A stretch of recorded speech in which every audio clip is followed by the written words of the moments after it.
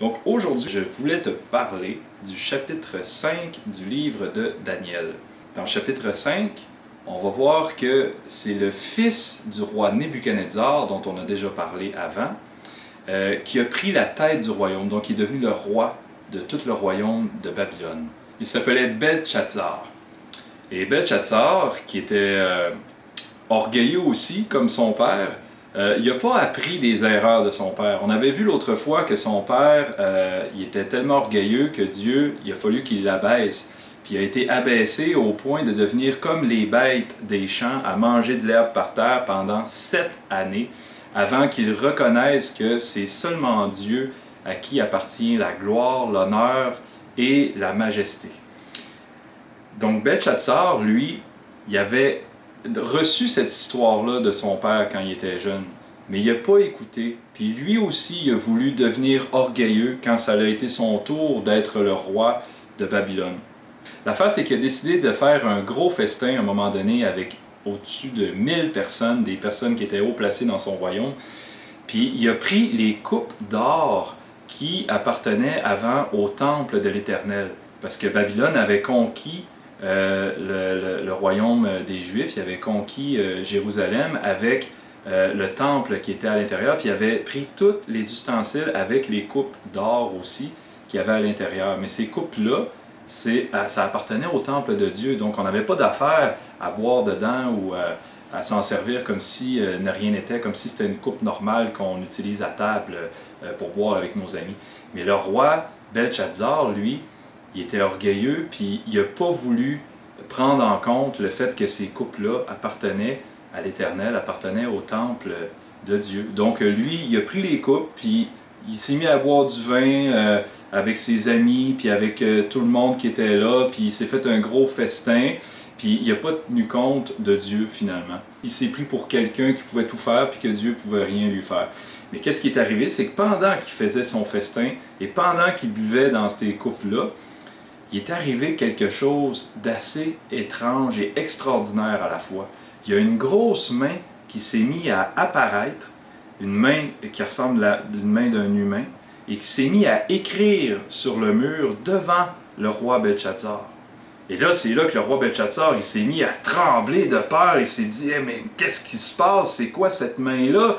Puis c'est quoi qui est écrit? C'est quoi que ça veut dire? » Donc c'est là qu'il a fait appeler tous les sages de son royaume, parce que Belchazzar, lui, il ne connaissait pas Daniel comme son père l'avait connu. Il ne s'en rappelait plus de Daniel, il ne savait pas qui était là. Fait que lui, il a appelé tous les sages de son royaume, puis il a dit « Hey, là, je veux que vous me donniez l'explication de c'est quoi qui est, cette main-là a écrit sur le mur. » Et là, tous les sages ont essayé de voir c'est quoi qui était écrit, mais ils n'ont pas été capables de déchiffrer qu'est-ce qui était écrit. C'est là que la reine est arrivée, la reine qui était la femme du roi Belchazzar, et elle a dit « Attends un peu, Belchazzar, moi je pense que je connais quelqu'un qui serait capable de te donner l'interprétation de qu'est-ce qui est écrit sur le mur. Parce que dans le temps de ton père, le roi Nebuchadnezzar, il y avait un Hébreu qui s'appelait Daniel et qui avait donné, lui, l'explication à des choses très difficiles que personne ne pouvait donner l'explication. Est-ce que tu voudrais que je te l'amène? » Et là, c'est là que le roi Belchazzar a dit « Ben oui, amène-le. » Fait que la reine a fait appeler Daniel pour qu'il vienne devant le roi. Et là, c'est là que le roi Belchazzar lui a dit « Est-ce que c'est vrai? Est-ce que c'est toi, le Daniel, qui est capable de déchiffrer les choses difficiles puis qui a réussi à faire ça du temps de mon père? Est-ce que toi, tu serais capable de déchiffrer cette écriture-là que personne n'est capable dans mon royaume de savoir qu'est-ce que ça veut dire? » Et là, c'est là que Daniel a dit « Oui, bien sûr. » Et là, le roi lui a dit « Si tu es capable d'interpréter ça, moi je vais te donner une chaîne en or à ton cou, je vais te donner des vêtements de pourpre et tu vas devenir le 3e gouverneur ou le 3e plus haut placé de mon royaume. » Et là, c'est là que Daniel lui a dit « Non, non, moi je fais pas ça pour ça. Là. Tu peux garder tes cadeaux et tes choses pour toi, mais je vais quand même te donner l'interprétation. » C'est comme ça que Daniel, après ça, lui a donné l'interprétation de qu'est-ce qui était écrit. Voici l'explication de ces mots. Donc, il était écrit « compter », qui veut dire « Dieu a compté ton règne et y a mis fin ». « Peser », tu as été pesé dans la balance et tu as été trouvé manquant de poids.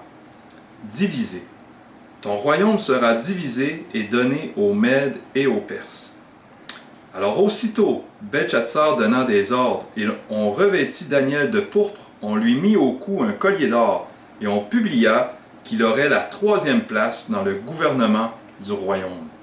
Cette même nuit, Belchatsar, roi des Chaldéens, c'est-à-dire de Babylone, il a été assassiné, il a été tué. Et c'est Darius le Mède qui s'empara du royaume, et il était âgé de 62 ans. Donc il y a eu un nouveau roi, parce que dans ce temps-là, c'était courant, là, et les gens voulaient prendre la place du roi. Il y avait d'autres rois qui arrivaient pour le conquérir, puis là, ils prenaient la place du royaume. Donc, il est arrivé, qu'est-ce qui avait été dit par l'écriture de la main. Ça veut dire que Belchatsar, il a été trop orgueilleux, il a été pesé dans la balance, il a été trouvé manquant de poids, et la conséquence de ça, c'est que son royaume il a été divisé. Il a été donné aux Mèdes et aux Perses. Donc, la leçon qu'on peut tirer de ce récit-là, c'est le fait que Belchatsar, il pensait qu'il pouvait tout faire. Il pensait qu'il pouvait boire dans les coupes du temple de l'Éternel, puis qu'il lui arriverait rien, qu'il pouvait faire la fête, puis qu'il pouvait mépriser Dieu, qu'il pouvait mépriser l'Éternel. Mais c'est pas comme ça que ça s'est passé finalement. C'est que Dieu il a mis fin à son règne, parce que Dieu est toujours en contrôle.